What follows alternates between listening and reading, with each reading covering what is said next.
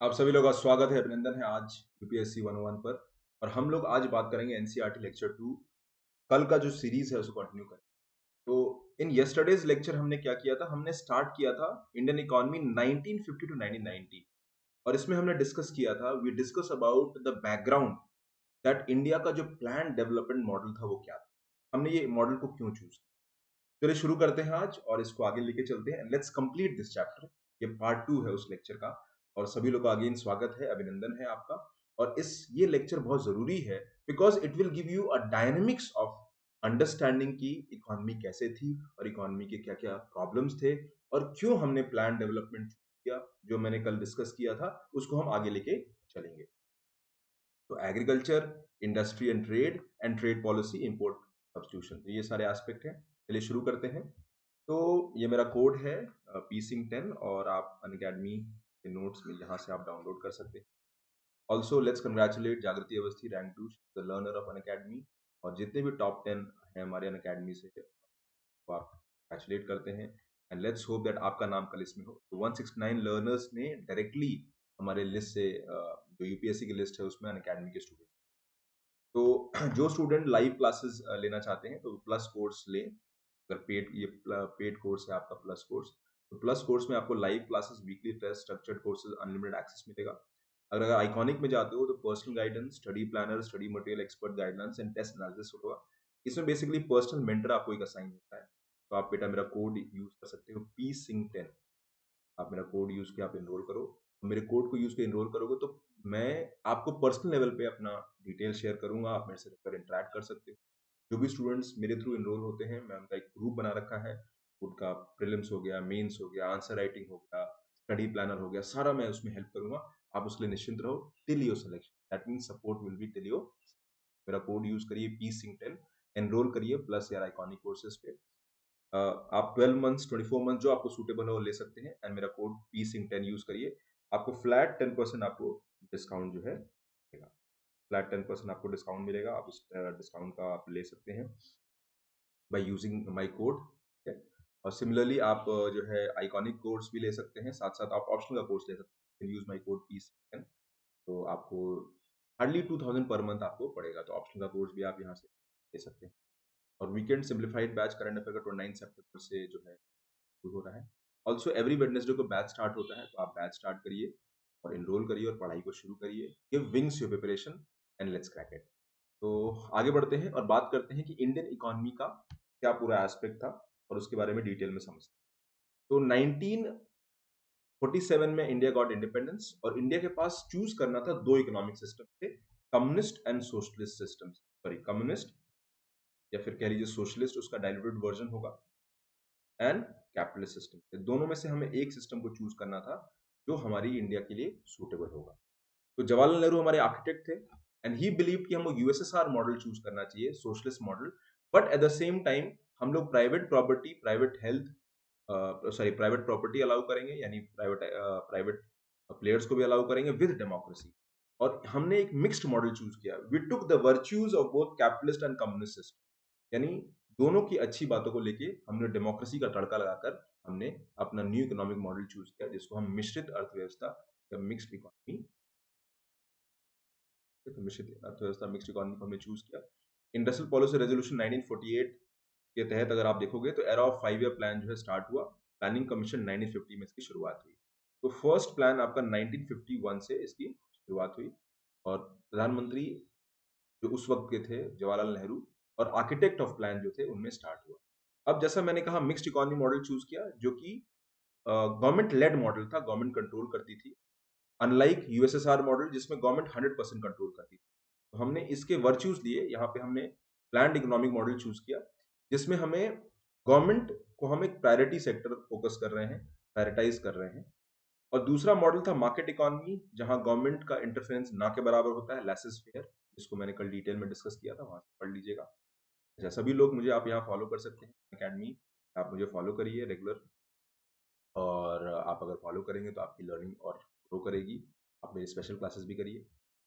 फिर हमने डिस्कस करते हैं इकोनॉमिक सिस्टम। तो दो इकोनॉमिक सिस्टम थे हमारे पास, कैपिटलिस्ट एंड सोशलिस्ट। तो कैपिटलिस्ट सिस्टम को हम लेसेस फेयर मॉडल कहते हैं, फ्री मार्केट, और हमने दोनों के बेस्ट को उठा के हमने मिक्स्ड इकोनॉमी मॉडल को चूज। हमारे मिक्स्ड इकोनॉमी मॉडल की क्या वर्च्यूज थे? तो मिक्स्ड इकोनॉमी मॉडल जो इंडिया ने चूज किया, उसका पहला प्रिंसिपल था कि पब्लिक सेक्टर लेड होगा, यानी गवर्नमेंट लेड होगा, गवर्नमेंट का मेजोरिटी होगा, और प्राइवेट सेक्टर भी होगा, यानी प्राइवेट सेक्टर को भी हम इंश्योर करेंगे, but with control, with regulation and control. Regulation and control होगा प्राइवेट सेक्टर, और पब्लिक सेक्टर जो है वो इकोनॉमी को रन करेगा। इनफैक्ट एक शब्द यूज करते थे, public sector were at the commanding height of the economy. हमको पब्लिक सेक्टर लेड डेवलपमेंट करना है, यानी गवर्नमेंट का मेजोरिटी रोल होगा, प्राइवेट को भी अलाउ करेंगे। जो बड़ी प्राइवेट कंपनीज थी या प्राइवेट बिजनेसेस थे, हमने, आप ये कह सकते हो कि heavy machinery, capital goods industries, ठीक है, ये सारे जो है गवर्नमेंट करेगा, और कंज्यूमर गुड्स जो है वो प्राइवेट करेगा। लेकिन हमारे प्राइवेट में बहुत सारा हमने कंट्रोल नहीं पुट किया, quota control, quality control, regulation, wealth generation, ये सारी चीजों पे हमने कंट्रोल करने की कोशिश करी। यानी हम कैपिटलिस्ट सिस्टम के द्वारा हम लोग सिस्टम नहीं चलाएंगे, हम कैपिटलिस्ट सोशलिस्ट सिस्टम के द्वारा चलाएंगे। तो लेसेस फेयर मॉडल का हमने इससे कुछ वर्च्यूज उठाए, बट इवेंचुअली हमने प्राइवेट अलॉन्ग विद पब्लिक दोनों को पुश किया। फिर हमने कल डिस्कस किया था दोनों सिस्टम में कम्युनिस्ट सिस्टम क्या होता है, कम्युनिस्ट सिस्टम के पॉजिटिव्स क्या होते हैं, चैलेंजेस क्या होते हैं, और कम्युनिज्म की गुड या वर्च्यूज क्या होते हैं, और उनके चैलेंजेस क्या होते हैं। फिर हमने इकोनॉमिक सिस्टम बात करी जिसका नाम था लेसेस फेयर, और लेसेस फेयर में आप देख सकते हो कि फ्री मार्केट इकोनॉमी होता है, प्रॉफिट ड्रिवन होता है, डिमांड सप्लाई पे होता है, कंपटीशन होता है, इनोवेशन होता है। तो ये सारे बेनिफिट्स आपके इकोनॉमिक सिस्टम जो फ्री मार्केट इकोनॉमी या कैपिटलिस्ट सिस्टम के होते हैं। तो वेस्टर्न कंट्रीज ने इन मॉडल को चूज किया था, और यहाँ पर competition is the virtue, competition होता है, इनोवेशन होता है, और बिजनेस सर्वाइव करता है। गवर्नमेंट का काम एक फैसिलिटेटर की तरह होता है, ठीक है। तो बट इंडिया जो है ब्रिटिश रूल के अंडर थी 200 ईयर्स तक, तो हमने इस मॉडल को कहा कि नहीं, हमको ऐसा मॉडल चूज करना है जहां इक्वालिटी हो। कैपिटलिस्ट सिस्टम में इनइक्वालिटी होता है, और क्योंकि जो वेल्थ होता है that is controlled by few people. तो हमने अपना प्लानिंग 5 ईयर प्लान को लॉन्च किया, और 4 प्लानिंग गोल थे, अगर आपको याद हो।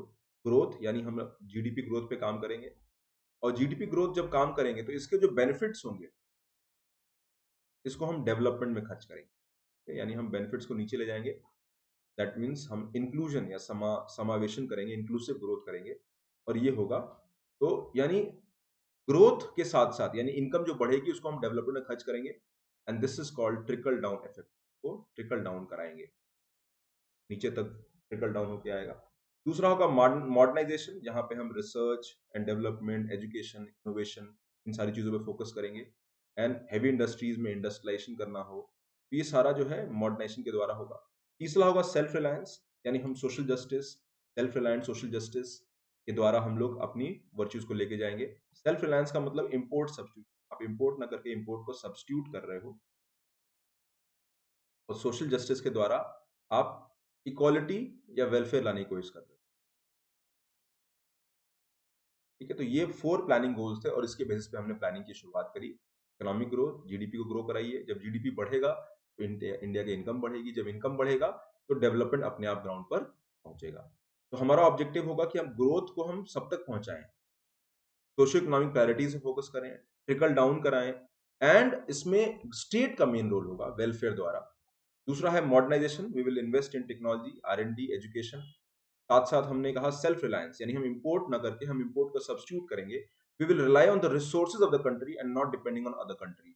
हम एमएनसीज पे हम डिपेंड नहीं करेंगे, हम अपनी खुद कंपनी जनरेट करेंगे, पब्लिक सेक्टर यूनिट्स को जनरेट करेंगे, and public sector units economy को रन करेगा। और इस तरह से 4 प्लानिंग गोल्स हमने अडॉप्ट किया।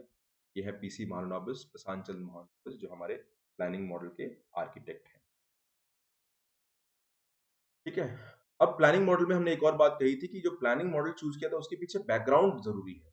अगर आप पूरा इंडिपेंडेंस स्ट्रगल देखते हो, उसमें सभी लोगों ने सोशलिज्म की बात करी थी, that we want to bring equality and welfare, और वो सोशलिज्म मॉडल से आएगा, स्टेट लेड मॉडल से आएगा। विश्वेश्वरैया प्लान जो प्लान इकोनॉमी था, नेहरू का कांग्रेस प्लान था, बॉम्बे प्लान था, ये सारे लोग गवर्नमेंट को प्रायोरिटी रोल की बात कर रहे थे, और प्राइवेट का रोल कम होना चाहिए, ऐसा एक जनरल एक्सेप्टेंस था। तो हमने कल इसके में पहले 5 प्लान्स को डिस्कस किया था, अगर आपको याद हो। तो हमने 5 ईयर प्लान में फर्स्ट प्लान चूज किया, जिसमें इसको हैरड डॉमन मॉडल बोलते हैं, सेविंग एंड इन्वेस्टमेंट का मॉडल बोलते हैं। और फिर हमने हैरड डॉमन मॉडल को में अगर हम फर्स्ट प्लान का बात करते हैं तो हमने टारगेट को अचीव किया, बट इस वक्त बहुत सारी समस्याएं थी, फूड शॉर्टेजेस था, इन्फ्लेशन ज्यादा था। तो रियल प्लान जो है सेकंड प्लान से स्टार्ट हुआ, Nehru Mahalanobis model, PC Mahalanobis model जिसको बोलते हैं। Socialist model, heavy industrialisation, rapid industrialisation. Industrial policy 1956 में हमने गवर्नमेंट को मेन रोल दिया, पब्लिक सेक्टर यूनिट्स को क्रिएट किया, और पीएसयू द्वारा हम इंडिया को डेवलप करेंगे, पॉवर्टी एलिवेशन करेंगे, जॉब क्रिएट करेंगे और इंडिया को इंडस्ट्रियलाइज करेंगे। तो सेकंड प्लान हमने किया और टारगेट हमने ऑलमोस्ट क्लोजली अचीव किया। बट सेकंड प्लान के बाद 10 साल के बाद प्लान के इकोनॉमी में प्रॉब्लम्स स्टार्ट हो गई, एंड थर्ड प्लान आप देखो 5.6 टारगेट था और 2.38 ही अचीव हुआ। तो the aim was to make India self reliant and self sustaining economy, लेकिन हमारे टारगेट अचीव नहीं हो पाए बिकॉज ड्रॉट पड़ गया, war with Pakistan and China हुआ, सबसे बड़ी समस्या ये देखने को मिली। फिर आता है फोर्थ प्लान। फोर्थ प्लान में हमने, अच्छा जब थर्ड प्लान डिरेल हुआ तो उसमें दो वॉर थे, पाकिस्तान और चाइना के साथ। तो 1966 से लेके 69 के बीच हमने प्लान को सस्पेंड कर दिया, प्लान हॉलिडे। फिर हमने कहा चलो अब इकोनॉमी को नॉर्मलाइज करके फिर हम प्लानिंग करते हैं। फिर हमने टारगेट 5.7% क्रिएट किया, बट हमने 3.21 ही अचीव किया। तो अगेन गरीबी हटाओ का नारा देके Indira Gandhi became the prime minister. War हो गया फिर अगेन 1971 में। उससे पहले बांग्लादेश का रेफ्यूजी क्राइसिस हुआ, ऑयल क्राइसिस से जिसमें ऑयल कॉस्ट बढ़ गया, इंपोर्ट बिल बढ़ गया, और ड्रॉट यानी सूखा रेगुलरली पड़ता रहा। इसी पीरियड में हमने ग्रीन रेवोल्यूशन पे भी काम किया, याद रखिएगा। तो ये आपके फर्स्ट फोर प्लान थे। और अगर आप देखोगे सेकेंड प्लान के बाद third plan and fourth plan ये डिरेल हो गया, ठीक है। सेकंड प्लान के बाद ही गाड़ी डिरेल होना स्टार्ट हुई, but third and fourth plan में आपकी गाड़ी रियल में डिरेल हुई, and that was the real problem. अगर हम फिफ्थ प्लान की बात करते हैं तो यहां पर इंदिरा गांधी पावर लूज कर गई, इमरजेंसी आया और जनता पार्टी गवर्नमेंट केम इन पावर। तो 4.4% टारगेट था और उसको हमने 4.8% को हमने अचीव किया। तो focus was on poverty removal and self reliance, ये फिफ्थ प्लान का टारगेट था, ठीक है ना। और इसके साथ साथ एक और बात देखिए, बेसिकली अगर हम बात करते हैं तो ये plan sixth and fifth plan, sixth plan और सेवंथ प्लान, ये फिफ्थ प्लान के बाद गाड़ी बदलना शुरू हुई। फिफ्थ प्लान में हमने देखा कि इकोनॉमी में जो ये प्लान्ड मॉडल है वो वर्क नहीं कर रहा है, and we have to give a role to private sector. 1980s में हमने प्राइवेट सेक्टर का रोल को बढ़ाना शुरू किया। लेकिन सिक्स्थ और सेवंथ प्लान अगर आप देखोगे तो हमने अपने टारगेट को काफी हद तक अचीव किया। चलिए समझते हैं फिफ्थ प्लान ऑनवर्ड्स क्या क्या हुआ। तो फिफ्थ प्लान में टारगेट था 4.4% और टारगेट हमने अचीव किया। 1975 में इमरजेंसी लग गया और 1977 तक इमरजेंसी का सिचुएशन रहा, यानी एक तरह का पॉलिटिकल इंस्टेबिलिटी भी था, गवर्नमेंट ने कंट्रोल कर लिया। और जनता पार्टी गवर्नमेंट इमरजेंसी के बाद वापस आई पावर में, but Janata party also live for a very short period. 1979 में जनता पार्टी गवर्नमेंट भी गिर गई और ये जो प्लान्ड मॉडल था उसमें बदलाव हुआ। अब मैं आपको एक बात बताना चाहता हूँ और बहुत जरूरी है। देखिए प्लान्ड, हमने प्लानिंग डिस्कस किया, बट प्लानिंग के मॉडल भी होते हैं। तो ब्रॉडली दो मॉडल होते हैं, ठीक है ना। एक होता है सेंट्रली प्लान्ड इकोनॉमी जो हमने अडॉप्ट किया था, और सेंट्रली प्लान्ड इकोनॉमी में गवर्नमेंट टॉप डाउन होता है, यानी गवर्नमेंट कंट्रोल करती है। दिल्ली में, नॉर्थ ब्लॉक में, साउथ ब्लॉक में इंडिया को कैसे डेवलप करना है उसको डिसाइड किया जाता है। ये एक ब्यूरोक्रेटिक मॉडल होता है, बाकी लोगों का रोल इसमें नहीं होता है, यानी स्टेट मॉडल होता है। ये सेंट्रली प्लान्ड इकोनॉमी आपका चला 1950 से लेके लगभग 1990 तक, और उसके बाद 1990 के बाद इसमें बदलाव आया और हमने एक नया मॉडल चूज किया जिसका नाम था इंडिकेटिव मॉडल। इंडिकेटिव मॉडल को हमने जो है 1991 में यूज किया, और ये मॉडल जो है वो मॉडल ऐसा है जहां पर आप टॉप डाउन की जगह बॉटम अप करते हो। अब हमने क्या देखा, 1950s, 60s and 70s India के ग्रोथ टारगेट अचीव नहीं हो रहे, और अगर इंडिया के ग्रोथ टारगेट अचीव नहीं हो रहे हैं जो हमने ओरिजिनली किया है, तो हम क्या करेंगे, हम उसको रीलुक करेंगे, and that is where we adopted indicative model, जो जापान में, फ्रांस में, यहाँ सब ट्राई किया गया था। और इस मॉडल की सबसे अच्छी बात थी कि development is not only led by government. Development का काम सिर्फ गवर्नमेंट को लेड करना नहीं है। Development is an objective which has multi stakeholder approach. यानी डेवलपमेंट अगर करना है तो सभी लोग को इन्वॉल्व होकर डेवलपमेंट करना होगा। तो दैट वाज द ऑब्जेक्टिव। तो इंडिकेटिव मॉडल जो है वो हमने अडॉप्ट किया 1991 में, और ये एक बॉटम अप मॉडल था। इस बॉटम अप मॉडल में सबसे अच्छी बात क्या थी कि गवर्नमेंट का इन्वॉल्वमेंट के साथ साथ प्राइवेट का इन्वॉल्वमेंट होगा, एनजीओ का होगा, सिविल सोसाइटी का होगा, यानी ये मॉडल था। बट ये 1991 में हुआ। ठीक है। तो ये आप कह लीजिए कि इनिशियल फेज में 1950 to 90 हमारा सेंट्रल प्लान इकोनॉमी था, यानी top down model, bureaucratic model, जहाँ प्लानिंग कमीशन के पास बहुत सारा पावर था। प्लानिंग कमीशन कैसे डेवलप करना है इंडिया को, कहाँ क्या क्या टारगेट्स होंगे, हमारे 5 ईयर का एक हम प्लान बनाते थे। हमारा एजुकेशन का ये टारगेट होगा, हेल्थ का ये टारगेट होगा, इतनी इंडस्ट्रीज हम क्रिएट करेंगे, इतना हम रोड बनाएंगे, इतना हाईवे बनाएंगे। तो ये सारा हम लोग प्लान करते थे based on the priorities and need of the economy. तो ये सेंट्रली प्लान्ड इकोनॉमी में समस्या क्या थी? गवर्नमेंट अपने टारगेट को अचीव नहीं कर पा रही थी। और फिर आया सिक्स प्लान, और सिक्स प्लान में हमने, अब मैं तो थोड़ा सा एक आपको एक डेटा बताना चाहता हूँ। 1950 से लेके 1990 का, अगर आप 80 का ग्रोथ, 30 साल का अगर आप ग्रोथ को एनालाइज करते हैं, तो India achieved average growth rate of 3.5%। हमारा जो एवरेज ग्रोथ था वो मात्र 3.5% था। और ये ग्रोथ एक तरह से आप कह लीजिए this growth was very less, ये ग्रोथ बहुत कम था। और इस ग्रोथ को हमको रिवाइव करना था। तो ये ग्रोथ को हम लोग हिंदू रेट ऑफ ग्रोथ भी बोलते हैं। और ये एक फेमस इकोनॉमिस्ट थे जिनका नाम था राज कृष्णा, उन्होंने इस मॉडल को दिया था। तो हिंदू इकोनॉमिस्ट राज कृष्णा ने दिया था।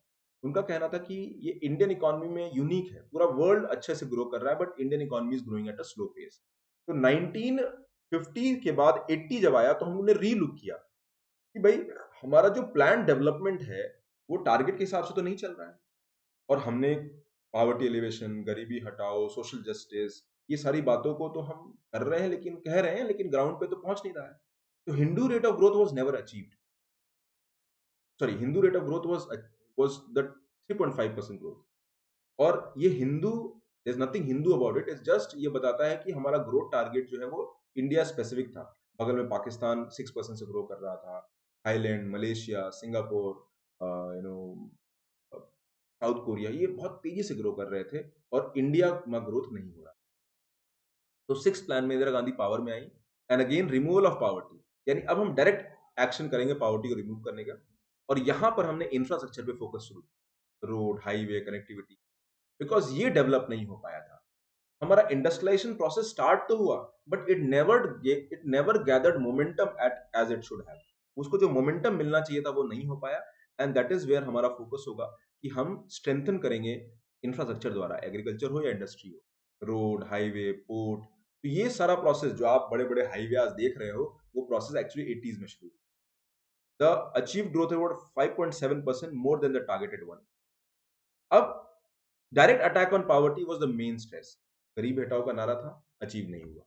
तो गवर्नमेंट ने कहा कि हम नई स्कीम्स बनाएंगे और हम रिसोर्सेज को ग्राउंड तक कैसे पहुंचे उस पर हम क्रिएट करेंगे। एंड डिस्ट्रिक्ट लेवल पर, डिस्ट्रिक्ट को आपने पॉइंट ऑफ सेंटर बनाया, और दिल्ली से जो पैसा जाएगा वो डिस्ट्रिक्ट में कैसे इंप्लीमेंट होगा, तो उसका एक प्रोसेस डेवलप होना चाहिए। तो ये आप कह सकते हैं कि गरीबी हटाओ का नारा रियल में यहाँ पर इंप्लीमेंट करने की बात हुई ढंग से, जहाँ स्टेट ने जो है रिसोर्सेज डिस्ट्रिक्ट लेवल पे दिया और उनकी मॉनिटरिंग जो है डिस्ट्रिक्ट लेवल पर जो है स्टार्ट हो गई। तो इस तरह से आपका सिक्स प्लान हो गया और बहुत सारे गवर्नमेंट स्कीम्स को इस वक्त लेकर आया गया। अगर आप सिक्स प्लान को देखेंगे तो सिक्स प्लान में हमारा टारगेट था 5.2% और हमने 5.69% ये अचीव कर लिया। यानी हमने टारगेट जो बनाया था उसको अचीव कर लिया। अब सवाल उठता है कि ये टारगेट अचीव हुआ तो कैसे हुआ? मैंने क्या कहा था, 1950 आते आते इकोनॉमी डिले होना शुरू हो और एक बेसिक बिलीव ये आया, इकोनॉमी चल सकती है ऐसे, हमें इसको बदलना पड़ेगा। Have to change the model, we have to look at newer model, we have to find ways in which economy can function in. हमको इकोनॉमी को चलाने के लिए नए मॉडल ढूंढने पड़ेंगे और एक तरह से प्राइवेट की तरह शिफ्ट होने लगा। अब उसके कारण क्या थे? तो ब्रॉडली हम ये कह सकते हैं कि इस प्लान में, यानी 50s से 60s का फेज, अगर सेवंथ प्लान की बात कर लेते हैं फिर आप इसके बारे में आगे बात करते हैं। तो सेवंथ प्लान में सिक्स प्लान के आइडिया को कंटिन्यू किया गया। The plan stressed on rapid growth on food grain production and increase in employment opportunity, यानी हम फूड ग्रेन प्रोडक्शन पे फोकस करेंगे, एम्प्लॉयमेंट जनरेशन पे काम करेंगे। The growth rate of 5.81 achieved was more than the targeted one. Again हमारा target से हमने ज्यादा अचीव किया।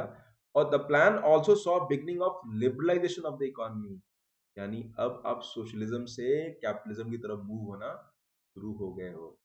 ठीक है ना? The plan, eighth plan could not start due to economic crisis and political instability, and there were two annual plan holiday.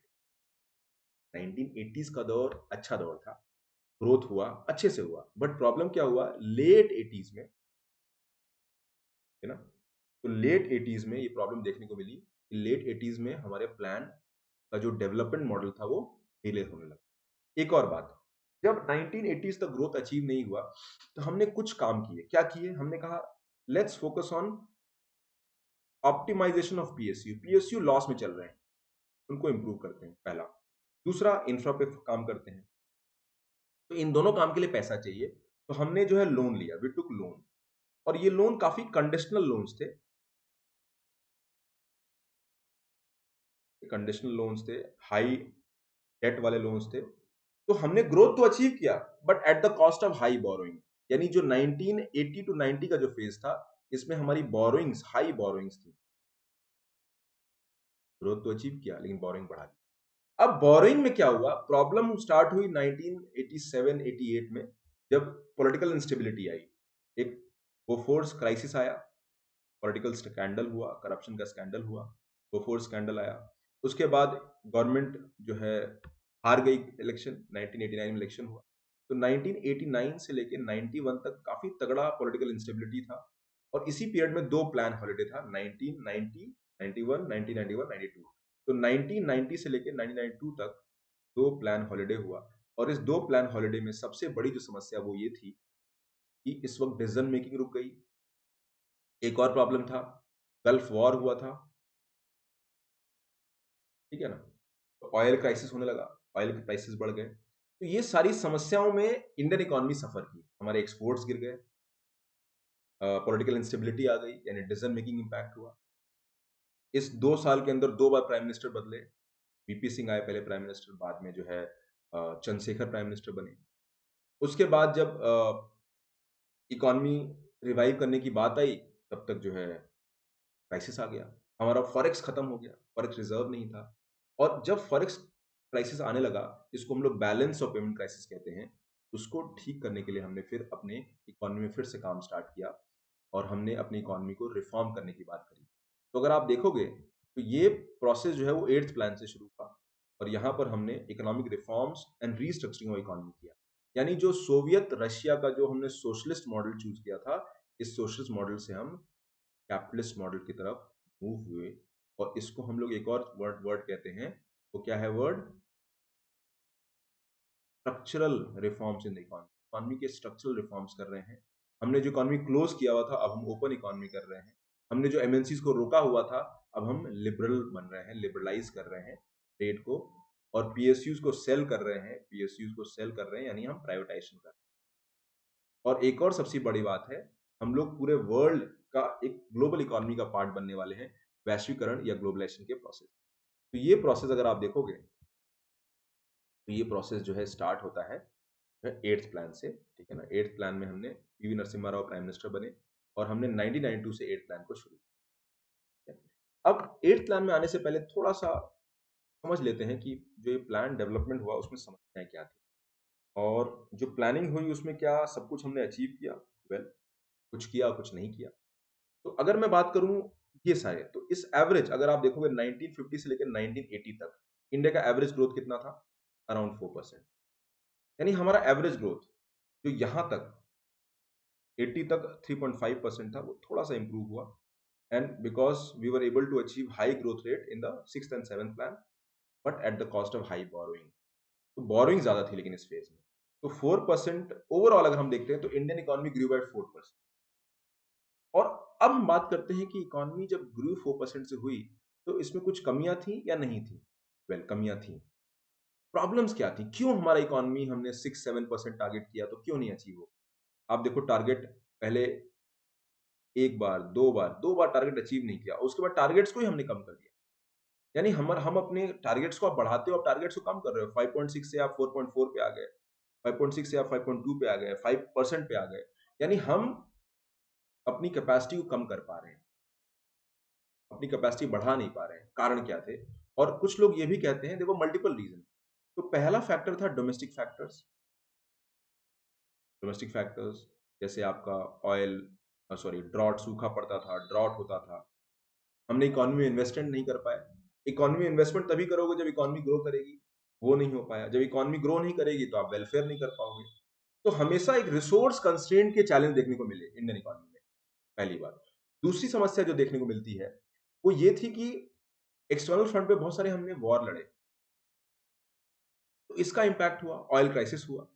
लेकिन कुल मिला के फिर भी तो क्या ये प्रॉब्लम बाकी लोगों के साथ नहीं आई? और नहीं आई तो हमें क्या करना चाहिए? ठीक है, हमें इंश्योर करना चाहिए कि हम इसको इम्प्रूव करें। अब सवाल उठता है कि गवर्नमेंट के मॉडल में कहाँ कमी थी? और इसलिए कहते हैं there were some limitations in this model. शुरुआत में जो लिमिटेशंस थे वो क्या थे? पहला था poor performance of PSU. Poor performance of PSU यानी परफॉर्मेंस ऑफ पीएसयू पुअर था, पहली बात। दूसरी बात, रेड टेपिज्म, लाल फीताशाही। आप गवर्नमेंट आप गवर्नमेंट लेड डेवलपमेंट करना चाहते हो, पीएसयू के द्वारा आप इकोनॉमी को डेवलप करना चाहते हो, और पीएसयू अंडर परफॉर्म कर रही है, पीएसयू लॉस में जा रही है। और जब लॉस में जाती है तो आप कहते हो अरे इसका काम तो वेलफेयर करना है, इनकम कमाना नहीं है। कंपटीशन नहीं था, मोनोपोली थी। डिमांड सप्लाई इकोनॉमी की बीट नहीं हो रही थी। रेड टेपिज्म यानी government regulation, bureaucratic red tape, bureaucracy lead development था। पावर्टी एलिवेशन नहीं हो पाया, ट्रिकल डाउन इफेक्ट इफेक्टिव नहीं था। यानी आप कह सकते हो कि एक एंड पे आपके पीएसयू परफॉर्म नहीं कर रहे थे, दूसरे एंड पर हमारा वीक गवर्नेंस था। दूसरे एंड पे हमारा वीक गवर्नेंस था। तो ये सारे फैक्टर्स जो है देखने को मिलते हैं।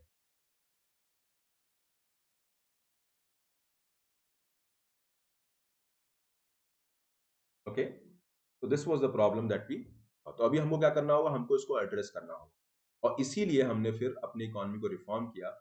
और एक बिलीफ जो आई कि गवर्नमेंट का काम वेलफेयर करना है, एजुकेशन, हेल्थ, पब्लिक गुड्स को देना है, लेकिन इकोनॉमी को चलाना, प्रोडक्शन करना, फैक्ट्री चलाना, ये काम गवर्नमेंट का नहीं है। ये काम प्राइवेट का है। Private can do better. Government उनको रेगुलेट करे।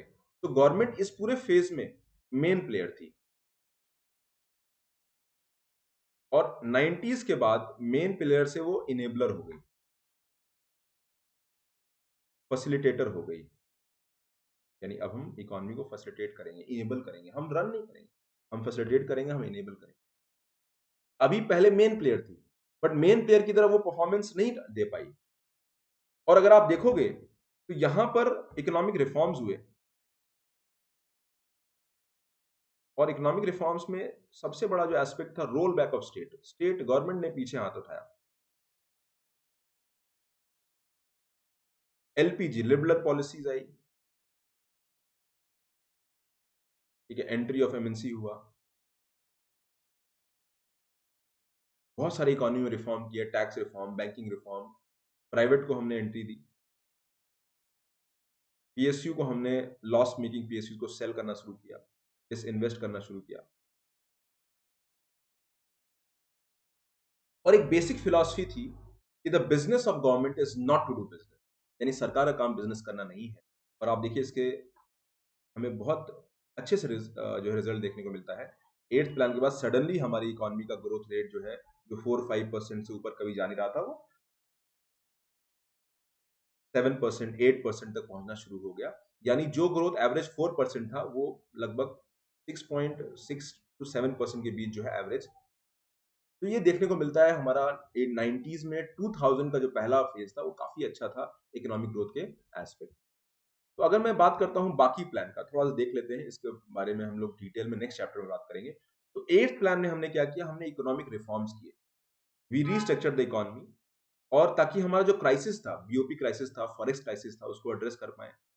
घाटा बढ़ गया हमारा, डेफिसिट ज्यादा था, ट्रेड हमको इंप्रूव करना था, and again we focused on trade and human development. Import substitution policy को हटाया, और पहली बार अगर आपको याद हो, इंडिकेटिव प्लान, हमने इंडिकेटिव प्लान मॉडल को चूज, जहां पर गवर्नमेंट प्लस बिजनेस, यानी बिजनेस को हम भी इन्वॉल्व करेंगे। The plan was formulated in a way as to manage transition from centrally planned economy to market led, यानी इंडिकेटिव प्लानिंग में मार्केट लेड इकोनॉमी पे फोकस होगा। The targeted during the 8th plan was 5.6% and achieve was 6.8%। यानी जो 8th plan था उसका target से भी ज्यादा हमने अचीव। तो 8th प्लान में हमने टारगेट से भी ज्यादा अचीव, काफी अच्छा है। आप टारगेट से 1% ऊपर अचीव कर रहे हो, जो अपने आप में काफी यूनिक था, जो पहले कम देखने को मिलता था।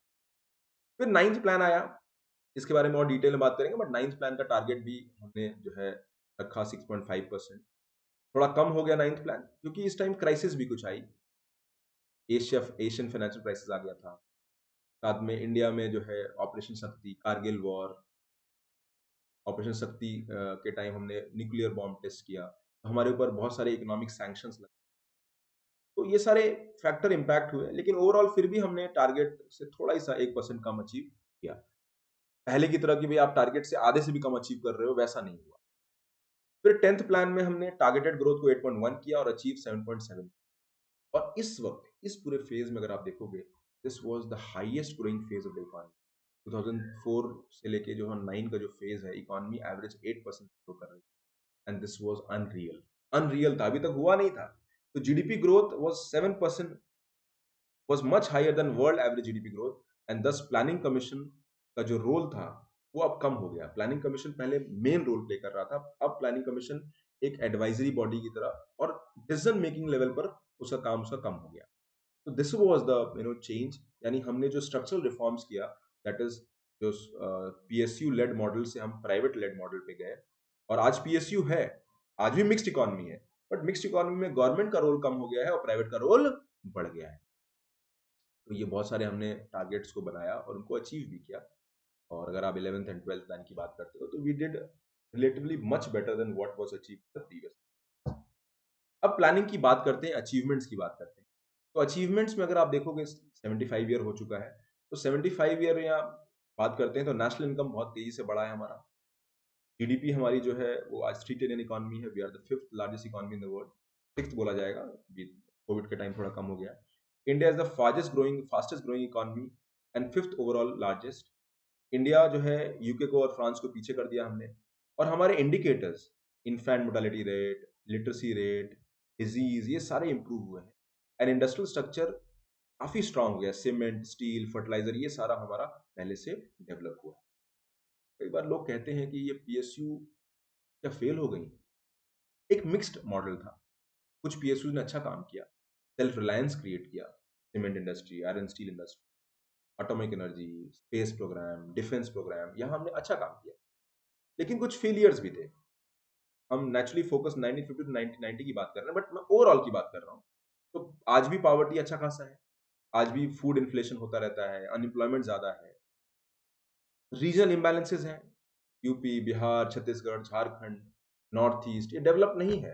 वहीं पे आपका पंजाब, हरियाणा, गोवा, कर्नाटका, महाराष्ट्र, तमिलनाडु, ये रिलेटिवली डेवलप्ड है। ठीक है, मेल न्यूट्रिशन आज भी इंडिया में अच्छा खासा है।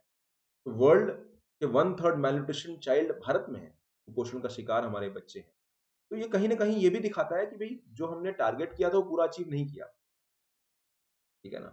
लेकिन एक मिक्स्ड प्लानिंग था, एक मिक्स्ड था, अप्रोच था, जहाँ पे कुछ जगह हमने अचीव किया, कुछ जगह नहीं अचीव। एक और था रोलिंग प्लान।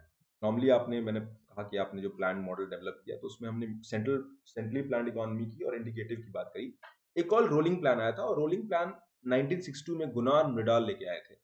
और इनका था कि भाई हम 3 तरह का प्लानिंग करेंगे। एक एनुअल प्लान होगा, एक 5 ईयर प्लान होगा, और एक 10 टू 15 ईयर पर्सपेक्टिव प्लान होगा। ठीक है ना। तो ये 3 तरह के प्लान आपको देखने को मिलेंगे, एनुअल प्लान, ठीक है, perspective plan and rolling plan. ये रोलिंग प्लान था, फ्लूइड सिचुएशन में होगा, और ये जनता पार्टी गवर्नमेंट से अडॉप्ट किया था, बट 1 साल में उनकी गवर्नमेंट चली गई थी, तो ये प्लान नॉर्मली जो है अचीव नहीं हो पाया था या स्टार्ट ही नहीं हो पाया था। एक और प्लानिंग में वर्ड आप देखोगे, physical planning and financial planning. Financial planning मतलब कि आपके जो फिजिकल टारगेट हैं, उसके साथ उसके लिए अवेलेबल रिसोर्सेज आप मैनेज कर पा रहे हो। और फिजिकल प्लानिंग का मतलब आपने टारगेट्स डिफाइन किए आउटपुट के, कि भाई एजुकेशन में इतना हम करेंगे, हेल्थ में इतना हम करेंगे, या इतनी रोड बनाएंगे। तो ये फाइनेंशियल एंड फिजिकल प्लानिंग के बीच डिफरेंस होता है। फाइनेंशियल प्लानिंग में रिसोर्सेज की आप बात करते हो, फिजिकल प्लानिंग में आप टारगेट्स को अचीव करने की बात। और फिर हमने 1991 में पहले तो इकोनॉमिक क्राइसिस हुआ, और इकोनॉमिक क्राइसिस के बाद हमने, तो बीओपी क्राइसिस कहते हैं, उसको हमने एड्रेस करने की बात करी। और few new economic policy model, जो नेक्स्ट चैप्टर में हम देखेंगे next week, new economic policy of growth हमने डेवलप किया। The launching of economic reform was led by Rao Manmohan model, और इसको न्यू इकोनॉमिक पॉलिसी कहते हैं 1991 में इकोनॉमिक रिफॉर्म्स में देखने को। ठीक है, इस मॉडल में क्या हुआ था, इसमें स्टेट का रोल कम हो गया और गवर्नमेंट का रोल प्राइवेट का रोल बढ़ गया। और अभी गवर्नमेंट का काम होगा सोशल इंफ्रा पे काम करना और प्राइवेट सेक्टर को अलाउ करना, पब्लिक सेक्टर यूनिट्स को या तो बेचना अगर वो परफॉर्म नहीं कर रही हैं, अगर परफॉर्म कर रही हैं तो आप कॉम्पीट करना। आज देखो हमारे सारे पब्लिक सेक्टर, टेलीकॉम हो गया चाहे हर पीएसयू भी आज कॉम्पीट कर रहा है, देखने को मिलता है। तो ये सारे जो है देखने को मिलता है, और न्यू इकोनॉमिक रिफॉर्म्स लेके। अब ये रिफॉर्म लाए क्यों? पहली बात तो इकोनॉमिक क्राइसिस था। फिर हमने आईएमएफ से लोन लिया। जब आईएमएफ से लोन लिया तो आईएमएफ ने कहा कि इकोनॉमी आप ऐसे नहीं चला सकते, you have to bring reforms in the economy. और इकोनॉमी को चलाने के लिए आपको कुछ बातों पे ध्यान देना होगा, और पहली बात ये होगी कि आपको अपने इकोनॉमी में स्ट्रक्चरल रिफॉर्म्स नहीं करोगे तो हम आपको पैसा नहीं देंगे। और आपको याद होगा 1980s में हमने बहुत डेट लिया, और इस डेट को ओवरकम करने के लिए हमने स्ट्रक्चरल रिफॉर्म्स की कंडीशंस को माना, और हमको हमारे पास पैसा नहीं था, हमारे पास जो फॉरेक्स था, फॉरेन रिजर्व था, वो कम हो गया था, यानी हम सिर्फ 2 वीक्स का इंपोर्ट कर सकते थे। तो बैलेंस ऑफ पेमेंट क्राइसिस, इस क्राइसिस को कहते हैं बीओपी क्राइसिस। और ये बीओपी क्राइसिस इसलिए था क्योंकि हमारा फॉरेक्स खत्म हो गया था, ऑयल कॉस्ट बढ़ गया था, एक्सपोर्ट डाउन हो गया था, गल्फ वॉर हो रहा था, तो हमारे जो गल्फ से पैसा आ रहा था रेमिटेंस वाला वो भी रुक गया था। तो हमें जो है इसको सही करना था। आईएमएफ ने कहा करेंगे लेकिन आपको हेल्प देंगे, उसके लिए आपको कुछ देना पड़ेगा। तो हमने अपने गोल्ड मॉर्टगेज करके हमने, और एक और बात था, रिफॉर्म्स में हमारा ऑब्जेक्टिव था कि हम ओपन मार्केट इकोनॉमी बने, इकोनॉमी को इंटीग्रेट करें वर्ल्ड इकोनॉमी, इनोवेशन लाएं, एफिशिएंसी लाएं, कंपटीशन क्रिएट करें। Private sector in India had come of age and was willing and capable of playing a major role. Private sector का role बढ़ा, MNCs आई, economy open हुई, rules को liberal बनाया गया, क्लोज्ड इकोनॉमी की जगह ओपन इकोनॉमी हुआ, और हमारे इंडिया में ग्लोबलाइजेशन का प्रोसेस शुरू हुआ, जहां पर कैपिटल आया, टेक्नोलॉजी आया, एक्सपोर्ट्स आया। तो ये सारे फैक्टर्स थे।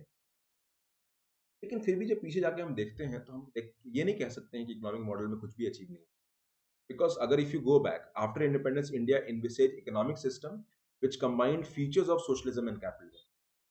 फीचर्स ऑफ सोशलिज्म कैपिटलिज्म को आपने अडॉप्ट किया, और हमने एक मिक्स्ड इकोनॉमी मॉडल डेवलप किया। All the economic planning has been formulated through 5 year plan, और आपके ये 4 गोल्स थे, growth, modernisation, self sufficiency and equity. इन 4 गोल्स पर आपने काम किया और अपनी कंट्री को डेवलप किया। The major policy initiatives in agriculture sector were land reform and green revolution. ये बहुत इंपॉर्टेंट फैक्टर था। हमने ग्रीन रेवोल्यूशन अचीव किया, लैंड रिफॉर्म किया, और इससे हमारा फूड प्रोडक्शन बढ़ा। एग्रीकल्चर में जो ग्रोथ हुआ वो अच्छा माना जाता है, 50-60।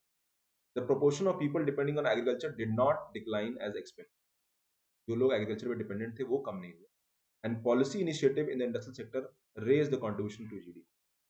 इंडस्ट्रियल सेक्टर जरूर ग्रो हुआ, एग्रीकल्चर तो डाउन होना शुरू हुआ, लेकिन एग्रीकल्चर पे लोग कम नहीं हुए। ये क्यों नहीं हुए? इसका कारण था कि जो हमारे फैक्ट्रीज थी वो कैपिटल गुड्स फैक्ट्रीज थी। यानी अगर आपको याद हो, कल मैंने डिस्कस किया था कि हमारी इकोनॉमिक मॉडल एक लॉपसाइडेड मॉडल था। हमने पूरा इंडस्ट्रियलाइजेशन नहीं किया, हमने पार्ट इंडस्ट्रियलाइजेशन किया। हैवी इंडस्ट्रीज, जो बेस ऑफ इंडस्ट्रीज थी, हमने उनको डेवलप किया। और ये जो इंडस्ट्रीज थी, ये हैवी इंडस्ट्रीज थी, कैपिटल गुड्स थी, और देवर नॉन एम्प्लॉयमेंट जनरेशन वाली नहीं थी। और इसलिए इंडस्ट्रियल सेक्टर तो बढ़ा लेकिन जॉब नहीं जनरेट हुई। जॉब वाले जो सेक्टर थे आपके, स्मॉल एमएसएमई सेक्टर थे, उन पे गवर्नमेंट ने रेगुलेट कर दिया, कंट्रोल लगा दिया, यहाँ पे आप एंटर नहीं कर सकते बड़े प्लेयर्स को। तो ये सेक्टर कभी बढ़ा ही नहीं, small scale industry, cottage industry, जो ये जॉब क्रिएशन वाला सेक्टर था वो बढ़ नहीं पाया। और एक और बात है, 1950 से लेकर 1990 के बीच में लाइसेंस राज था, इंस्पेक्टर राज था, वेल्थ जनरेशन एक बुरा शब्द था, प्रॉफिट जनरेशन एक बुरा शब्द था। गवर्नमेंट प्राइवेट को लाइक नहीं करती। Quota control, quality control, inspector Raj, tax बढ़ा दिया था।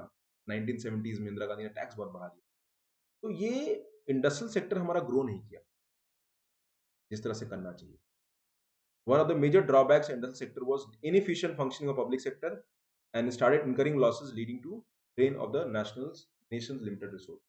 यानी जो पीएसयूज थे वो लॉस में चलने लगे, मेजरली पीएसयूज आपके लॉस में चलने लगे। अब आप सोचते हो कि भाई पीएसयू को हम डेवलप करेंगे और ये पीएसयू को स्ट्रांग बनाएगा, इंडिया को स्ट्रांग बनाएगा, जॉब क्रिएट करेगा, वेल्थ क्रिएट करेगा। और उससे फिर हम बाकी सेक्टर्स में हम इन्वेस्ट करेंगे। लेकिन पीएसयू खुद लॉस में जा रही थी, तो आप कैसे एक्सपेक्ट करोगे चीजें नॉर्मलाइज होंगी? तो ये सबसे मेजर ड्रॉबैक था और पीएसयू स्टार्ट इनकरिंग लॉसेस और जो है पीएसयू लेड ग्रोथ मॉडल में कमियां देखने को मिल रही। और जैसा आपने देखा कि लेट 90s लेट 80s में हमको इकोनॉमिक रिफॉर्म्स करना पड़ गया। So after 40 years of planned development, India has been able to achieve a strong industrial base and became self-sufficient in the production of food. अच्छी बात है कि हमारे अचीवमेंट क्या है? सबसे बड़ा अचीवमेंट है हमने फूड ग्रेन का प्रोडक्शन अच्छा किया। ग्रीन रेवोल्यूशन, हरित क्रांति जो 1960s लेट 60s में जो शुरू हुआ, उसकी वजह से काफी हद तक हमारा फूड बढ़ा, स्पेशली व्हीट एंड राइस। इनका ग्रोथ बहुत तेजी से मिला। हमारा PDS system, public distribution system develop हुआ। A major segment of population continues to depend on agriculture. आज भी एक बड़ी जनसंख्या एग्रीकल्चर पर डिपेंडेंट है। Even today we can say 50% people are dependent on agriculture. In 1991, a crisis in the balance of payment led to introduction of economic reforms in the country. ठीक है, तो 1991 में जो है इकोनॉमिक रिफॉर्म्स जो है ये करना पड़ा, बैलेंस ऑफ पेमेंट क्राइसिस हुआ और उसके बाद में इकोनॉमी को ओपन। तो ये सारे जो रिफॉर्म का जो प्रोसेस था उससे हम कह सकते हैं कि एक तरह से मिक्स्ड पिक्चर था। प्लान्ड डेवलपमेंट के पॉजिटिव्स भी थे एंड दैट इज हाउ। और अगला जो लेक्चर है उसमें हम लोग 1991 के बाद हमने उसके पॉजिटिव्स थे। आई होप आपको ये चीज़ें समझ में आई होंगी। अब आपको थोड़ा सा एक असाइनमेंट है, चैप्टर 1 एंड चैप्टर 2 जो है एनसीईआरटी का 11th क्लास का, उसको ढंग से, चैप्टर 3 भी पढ़ सकते हैं, उसको हम नेक्स्ट लेक्चर में। तो that is all for today, thank you very much. ये लोग खुश रहिए, मेहनत करिए and let's meet NCERT in the next. God bless you.